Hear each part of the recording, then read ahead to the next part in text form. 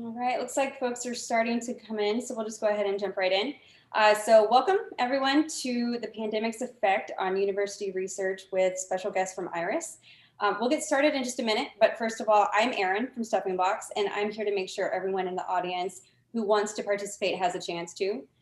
We do want to make this room fully interactive, so feel free to raise your hand at any time and we'll bring you up to the stage to share your stories or ask questions to IRIS or Steppingblocks. So if you're just now joining, feel free to raise your hand at any time. We'll bring you up to the stage to participate in the conversation. Or if you prefer, you can use the Q&A pane to ask questions, say hey to your friends, and whatever suits you.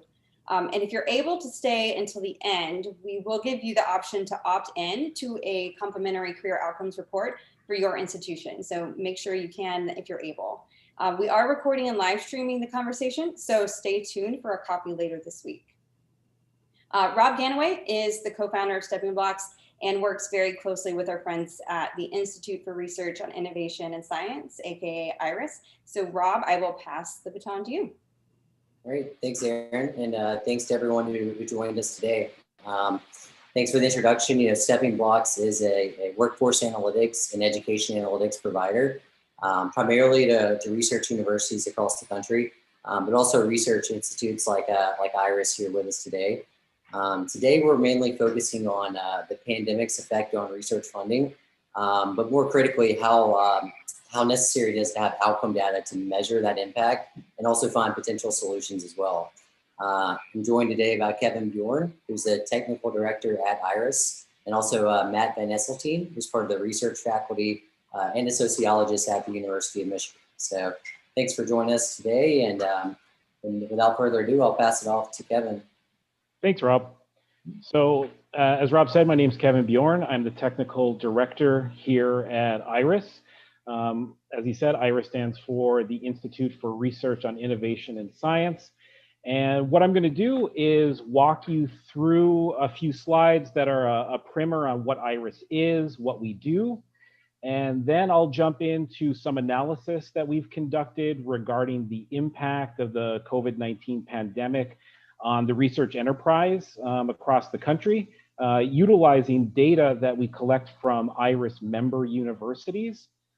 After that sort of high-level discussion about it, we're going to jump into a more in-depth analysis that was conducted by Dr. Van Esseltine at the University of Michigan, and he'll touch on some specific points, and then we'll talk a little bit after that about ways that IRIS has been working with federal officers, congressional staffers, things like that, to try to advocate for additional funding for things like the RISE Act and stimulus for research universities.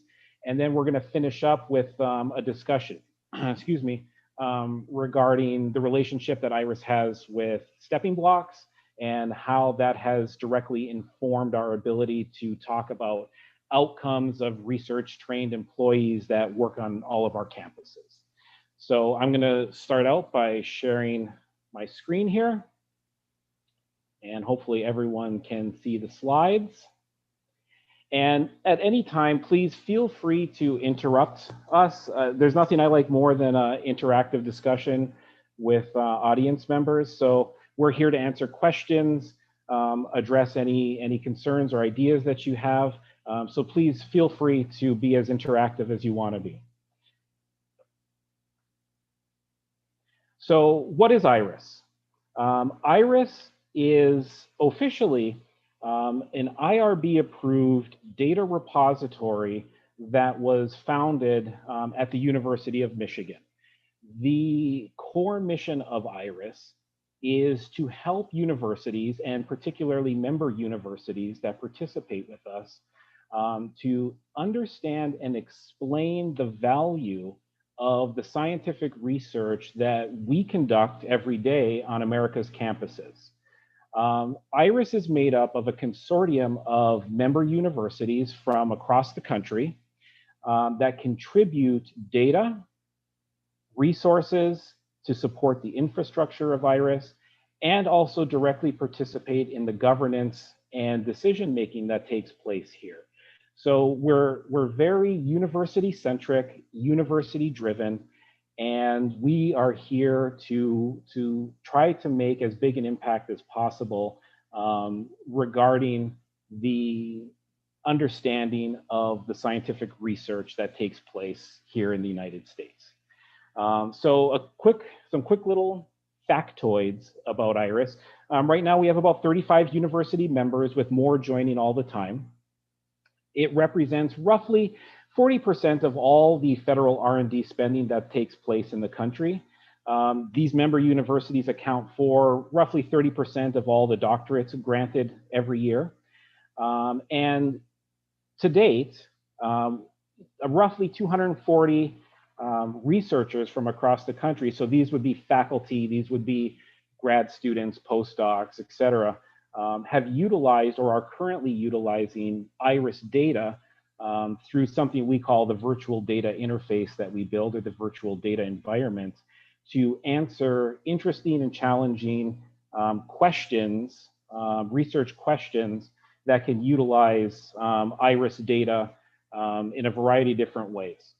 As you can see here in this slide, we work with a variety of different data sources. So universities are our core constituency, and that's where the core of our data comes from. We also work directly with the US Census Bureau, Bureau Van Dyke, which is a subsidiary of Moody's, and they provide business data to IRIS. Steppingblocks, of course, provides outcomes data and people-centric data. And then we pull in data from a variety of other sources. So public federal sources like the NIH, NSF, and other private sector sources as well.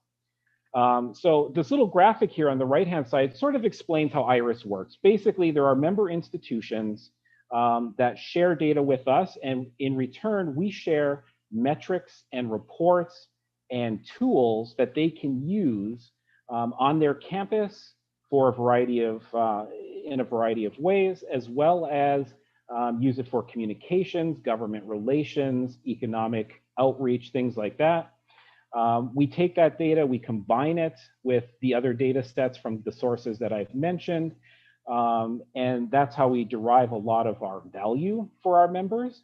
And then we take that data, we de-identify it, so we strip out identifying data points, and we make that data available to researchers, both through the IRIS Enclave, the IRIS virtual desktop environment, as well as through the federal research data centers that are maintained by the US Census Bureau. So a little bit about how it works and how we measure the effectiveness or the impact of science. This is just a little example right here. So imagine that you or your university receives an award funded by the National Science Foundation. You receive that award. You are expected to do a certain type of research using that money. To accomplish that, you're going to hire people. You have your faculty, you have staff, you have students that are all working on this. You are going to purchase products and services to support that research. So, you know, you can imagine this being microscopes and computers and animal cages and, you know, all kinds of different types of products, services, travel, hotels, all those things related to this research project. You are also maybe going to subcontract some of that work out to other universities who in turn purchase their own products and services to support that research, and so on and so forth down the line. IRIS takes all of that information, and we're able to quantify it all and produce metrics that can then feed all the way up the chain to the original recipients of those awards, and help them quantify the overall impact of the scientific research that was funded on, say, that single NSF award. And then you multiply this by all the members that we have and all the awards they receive, and you can really start building a picture of both the economic impact of scientific research as well as the human impact, the people who are being trained to conduct this research. And then what happens to those people? Where do they go? What do they do? How much do they earn? What kind of impact are they making on society when they carry that research trained knowledge with them out into the wider world? So some of the things that IRIS produces for our members are raw data sets. CSV files, database access, things like that, but also pre-built visualizations that can quickly convey information to whatever constituency they want to reach out to. So we build a variety of reports that focus on economic impact, that focus on employment impact, that focus on career outcomes, and we present the information in a variety of different visualizations to meet the needs of our members.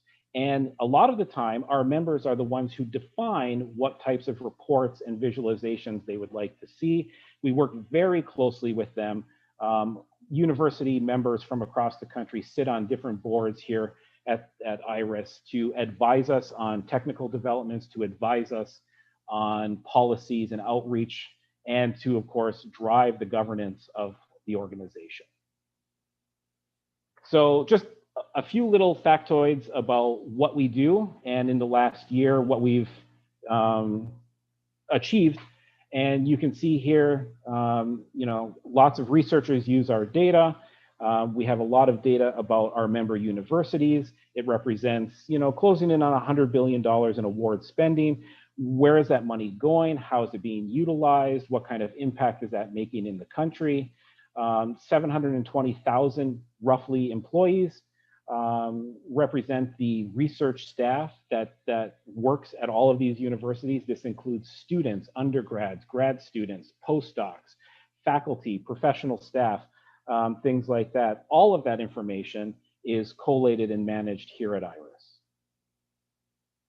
So what we all came here for is to sort of talk about the impact to the research enterprise here in the United States related to the COVID-19 pandemic. So, I mean, we've all lived through this now for a year and a half. And so one of the things that IRIS wanted to do is try to quantify what that impact was to our member institutions. And so to do that, we asked many of our members to submit a special data set to us so we could begin building this series of metrics. And what I'm presenting here is what we built early on in the pandemic.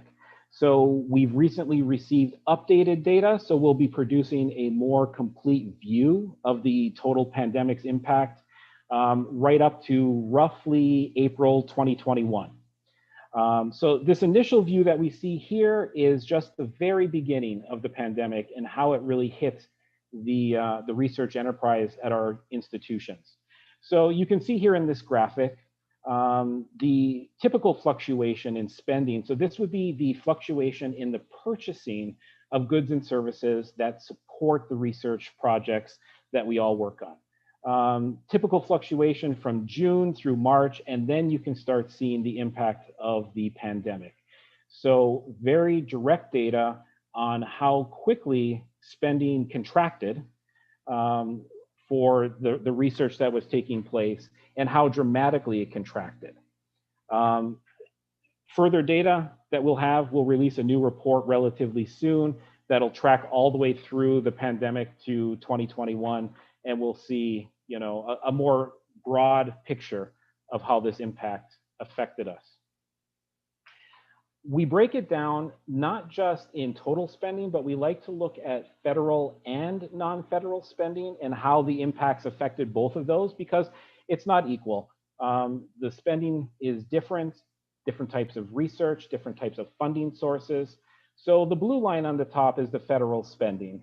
And you can see the sharp decline taking place towards the end of this chart here, which really marks the beginning of the shutdown of our campuses across the country. So March, April, May 2020. Typically, the blue line represents federal spending. So this is funded awards from the National Institute of Health, National Science Foundation, other organizations, DoD, Department of Energy, so on and so forth. The red line represents non-federal funding. So this would be funding sources from, say, foundations, private businesses, non-governmental entities, things like that. And you can see a much sharper reduction in spending for the federal dollars, and then a reduction in the non-federal spending as well, but maybe not quite as sharp. And so, like I said, our future report will carry this out, and then we'll really see how things looked over the course of 1 year of the pandemic. The other figures that I have here for this sort of high-level overview are the impact to the people. So there was a reduction in overall spending. How did that affect the personnel, the staff, the faculty, the students that were working on this research projects across the country? And you can see in these charts, universities did their best to preserve the permanent and professional people that were working on their campuses. So this would be faculty, staff, postdocs, things like that. But the hardest hit were the students. And so they saw the most dramatic decline in employment during these early months of the pandemic. And so, you know, that was the biggest people-centric impact that we were able to quantify. And you can see, you know, again, our timelines are pretty limited. I'm only showing you the first couple months here of the pandemic, but the impacts are fairly dramatic. Now, before I go any further, before I hand this off to Matt to do a deeper dive into the impact of the pandemic, does anybody have any questions?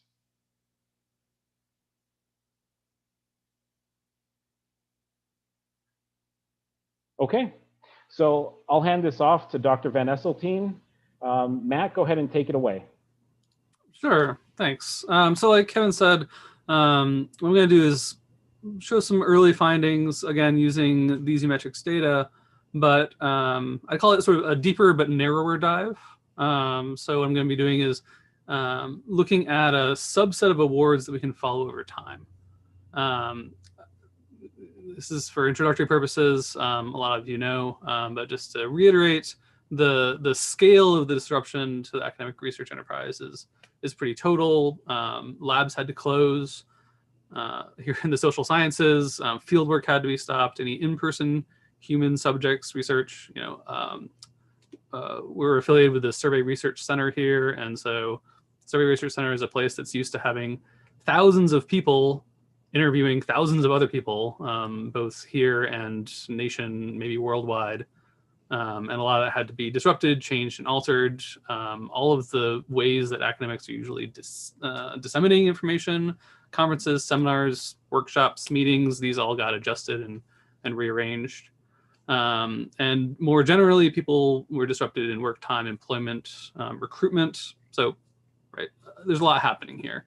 What we wanted to do for this analysis was to really drill down to say, okay, in addition to COVID hitting, a lot of other things are happening.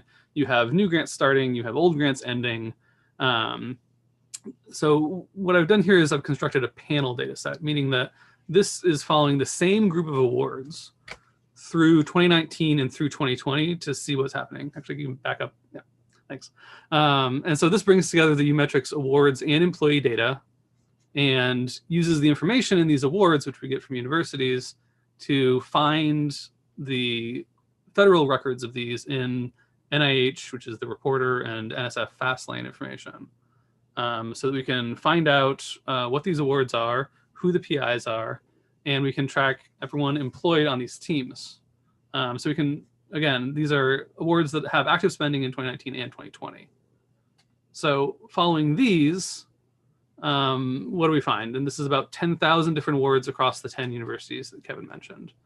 And we can see here, so this is just separated up by agency. So we're looking at the two biggest funders. It's about 50% of the research funding we're looking at in our awards is NIH, about 25% NSF. And you can see they're pretty similar across agencies.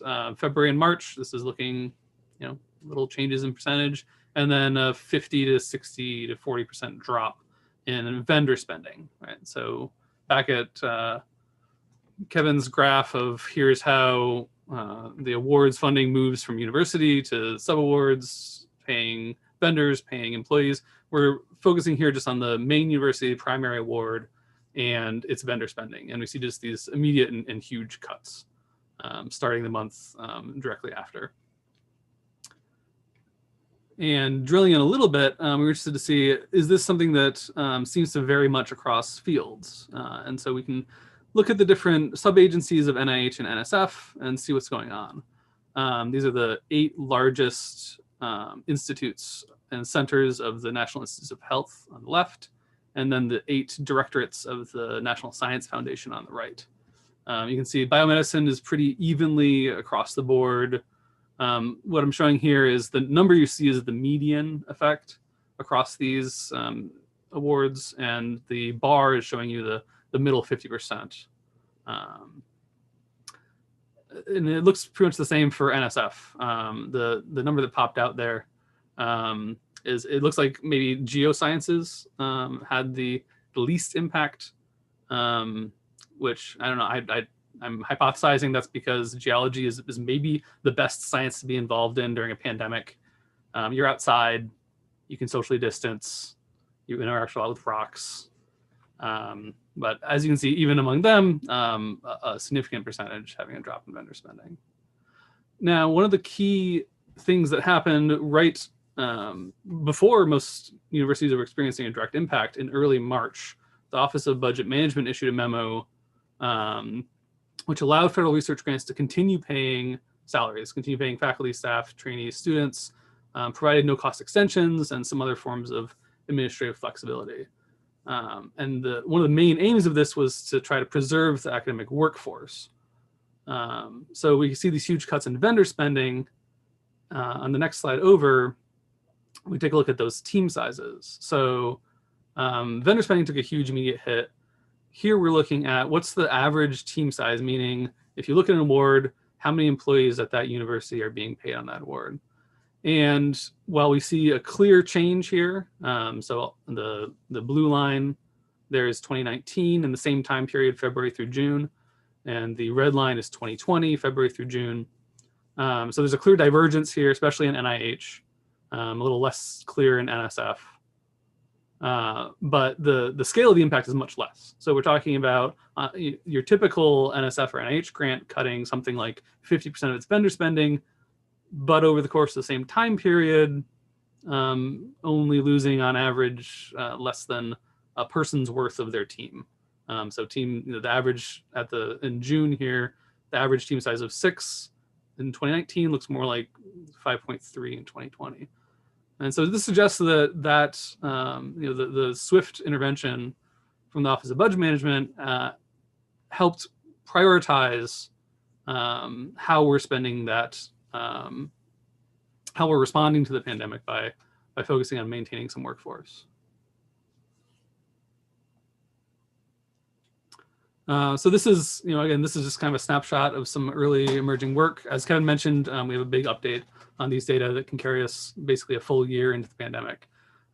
So we're interested in seeing, this is the beginning of looking at how spending has been reduced, the extent to which grants are losing employees. As Kevin highlighted before, there's a difference there. The overall maintenance of a team size can mask that in some cases what we're seeing is the student population being reduced while staff and other team members are compensating for that. Follow-on questions are really about how this ripples out to the community. So the kinds of vendors that have lost university business, the types of employees being lost or not added, and as we go down the line, and here's particularly where Steppingblocks data will be really great in the coming years, will be how this ripples out then to people's additional employment as well and following their careers. So students who would normally have been involved in research, for example, this is an ongoing project we have with a team at Rutgers. Now those sort of typical student career tracks are getting disrupted, and we can follow how that proceeds through the community. That's Kevin told me to cut down my academic babbling as much as possible, and so thanks for listening to my steamroll, but I'm happy to go back and answer questions and everything like that. But I think Kevin you got more on how federal responses. Yep. So if anybody has any questions for Matt, go ahead and speak up. Otherwise, we'll jump into the next section, the compensating for the impact of the pandemic. Okay. So IRIS plays a lot of roles. One of the roles is to support our member universities with metrics and reports and visualizations.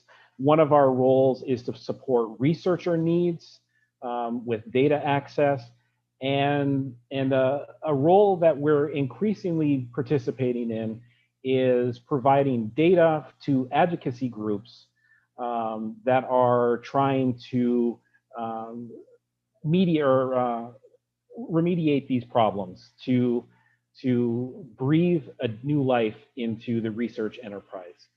So the next couple slides I have is just a demonstration of IRIS working with primarily government relations offices at member universities, non-member universities, organizations like AAU, and then feeding information to them to assist in crafting support for legislation that would improve the funding for the research endeavors. So this is an example where we were contacted to provide information to underline some Dear Colleague letters and outreach that Congressman Fred Upton was undertaking on behalf of research universities. We've also participated in providing data and information to support the RISE Act to increase federal funding for research universities, across the country, but our focus is research. And then we provide information on the overall impact to the nation as a whole. So it can be demonstrated that supporting scientific research across the country yields economic benefits to every congressional district in the nation, even if it doesn't have a research university located there. We also produce op-eds. The most recent one that was published in The Hill regarding NSF funding and advocating for that. And that one was recently published just a few days ago, 4 days ago. So the last thing I'm going to touch on is our relationship with Steppingblocks. So Steppingblocks and IRIS have been in a relationship for about a year now. Prior to that, IRIS was working exclusively with some federal agencies to handle a lot of our data. And so we look to expand our capabilities, both for researchers and to be able to provide more nuanced detail reporting and information back to our members. And we entered into our relationship with Steppingblocks, and we have started producing a whole variety of data points and metrics to support the research endeavors, the outreach, the government relations aspects of our university members.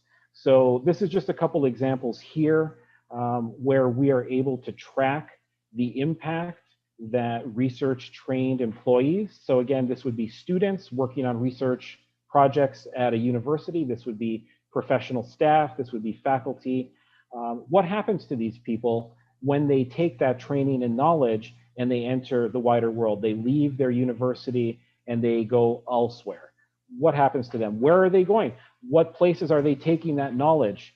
So we look at sort of the geographic migration of these people. Where are they settling and what are they doing when they get there? And then we also look at things like what industries are being most highly impacted by them and how much are they earning? What's their median earning? Who is earning the most, the least, things like that. And what organizations are they finding employment in? So these are just some examples here that I've put up on this slide. But thanks to our relationship with Steppingblocks, we are able to share that information with our member universities. And then we also aggregate some of this information together and we use it for public outreach and advocacy as well.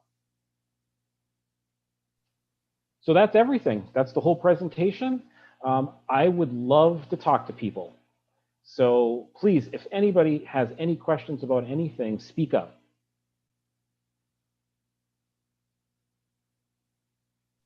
While we're waiting on some questions to come through, Rob, if you could just give your perspective on what we've done with IRIS in terms of career outcomes and the things that we've learned in this partnership.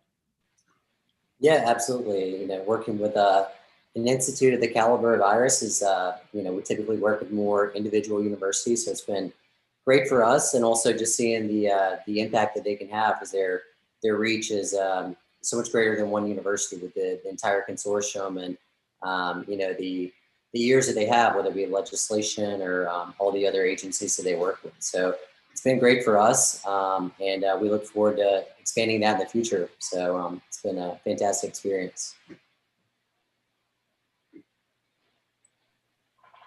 Okay, well, Kevin and Matt, it doesn't look like we have any questions coming through.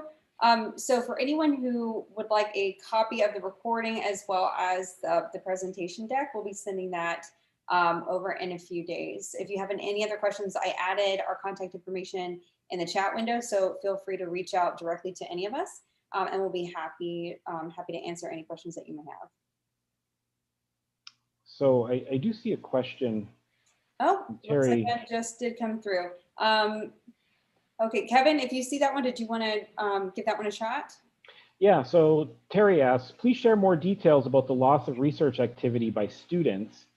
Contrast undergrads and/or graduate students. So Matt, do you want to field that a little bit? I think you've dug into that information more deeply than I have. I have, but unfortunately I don't have that at my fingertips here.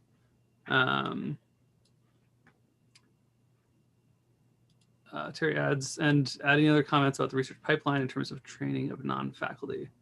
So when it comes to undergrad and grad students, just for the first part, I think as I was looking back, that we were really seeing a much steeper decline in undergrad, which makes sense.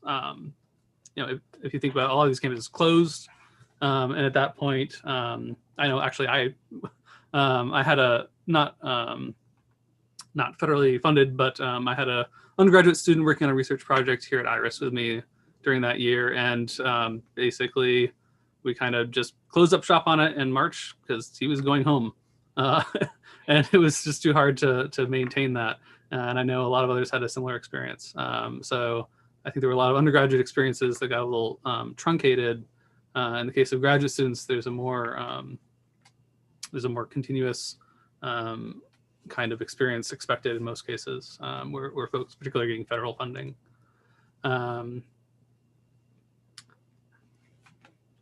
So that's, yeah, Aaron. We do have another question that came through the chat, whoever wants to answer. So how is the data tracked to job outcomes? Do the member institutions provide that information?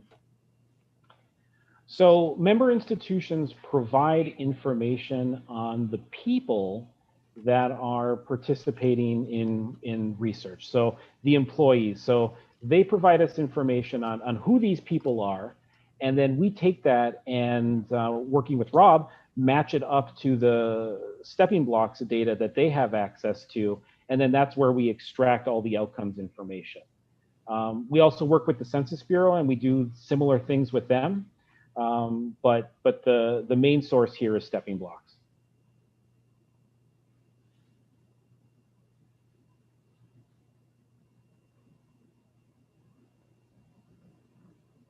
So in terms of data, this is just an additional tidbit. In terms of data that's provided by member institutions, what they provide is administrative data. So this would be the data that's used in the day-to-day operations of the university. So typically data that's just generated automatically anyway from their procurement services when purchases are made, from their human resources data that tracks who's working on what awards, things like that. Their award data, what awards are being received, what kind of dollar amounts, things like that.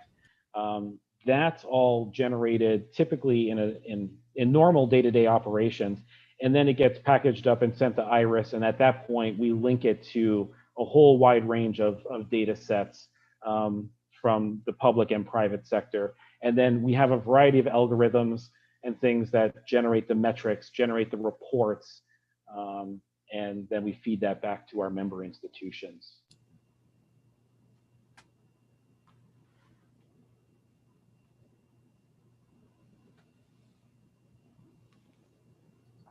I don't see anything else coming through. Actually, something else just came through the chat. Let's see. Do you have some examples or use cases on how research institutions are using your data currently? Yeah, so, and actually there's one right before that I see. So this was a follow-up question. The data that one gets via IRIS includes the linked data. So we provide data to our members in a couple different ways. One is we produce the reports and visualizations.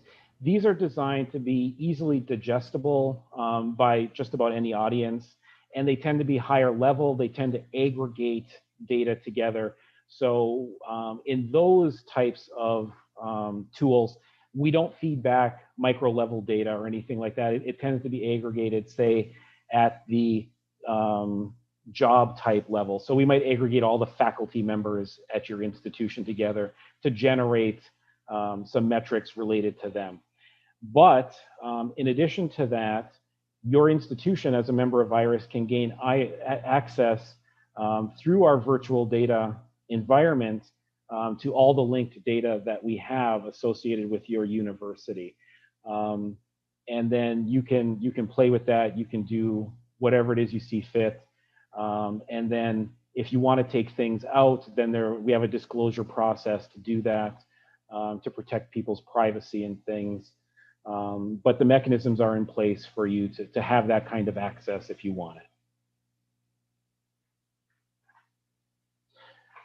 Okay, Carlo, do you have some examples or use cases on how research institutions are using your data currently? So our data is used by a variety of different offices across campuses. And I'd be happy, Carlo, if you want, if you provide your email later on, or you reach out to me, I'd be happy to provide you specific use cases so you can see them firsthand. But here I'm just going to generalize them. So what we see a lot is, say, government relations offices. We have a variety of reports that are geared specifically to them. These are reports that they can pull data points out of, that they can use as talking points, but they can also, we've designed all these reports to be easily printable, to be handed out to congressional staffers. So we find ourselves getting requests very frequently from gov relations officers for this information, and then they turn around and use it for their advocacy and outreach purposes. We also provide template press releases. So every time IRIS releases a new, say, report, there is one that we produce that is sort of a general overview of the research enterprise on your campus. We provide these templates that can be quickly used by your communications offices to share that information publicly. We have a lot of examples of those from member institutions like Northwestern, University of Michigan, and others that utilize those types of services from us.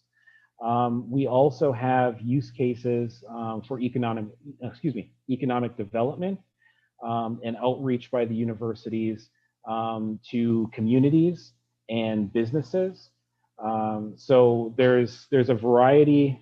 There's a tool that we use that allows you to explore the data and see the relationships between the companies that your university works with, what they're doing, the types of research they're participating in, and what kind of impact that makes. In fact, we call it the impact finder.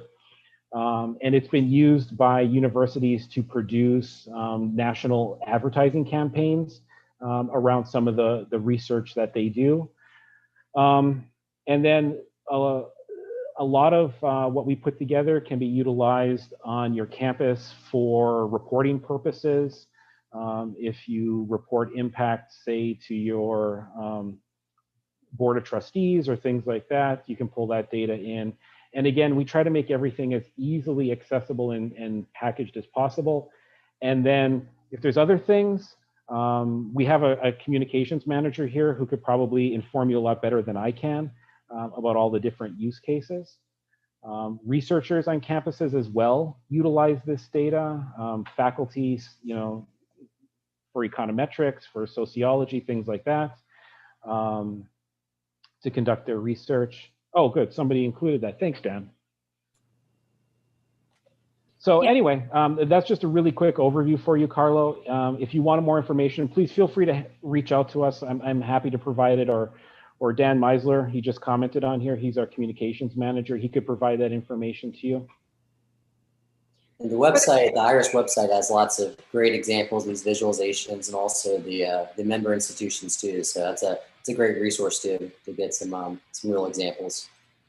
So also a we question have a question about patents. Do you want to take that, Matt? Sure. The answer is yes. We have we link into and regularly refresh our connection to the database, the public database of the U.S. Patents and Trademark Office.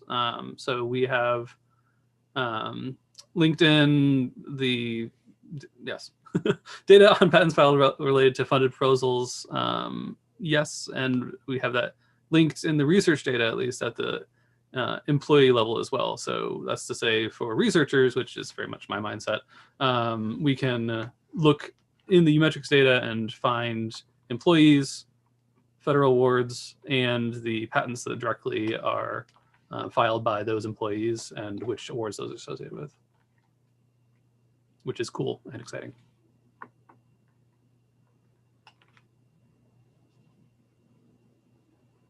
All right, any other questions?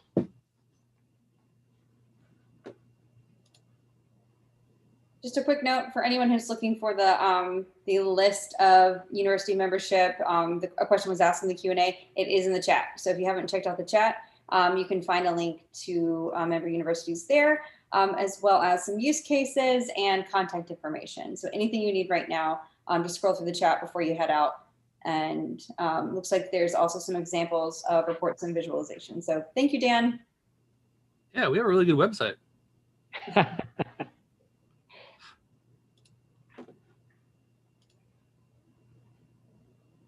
All right, well, thanks everybody. That was fun.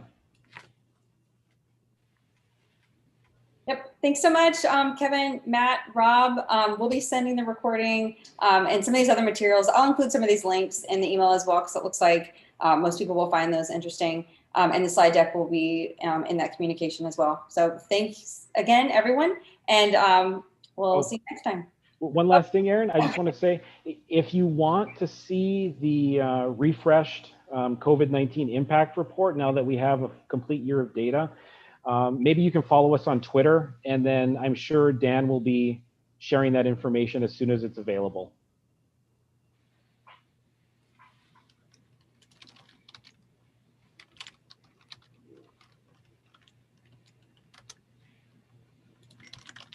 All right, now I'm done, Erin. Thanks. All right, thanks so much. Appreciate it.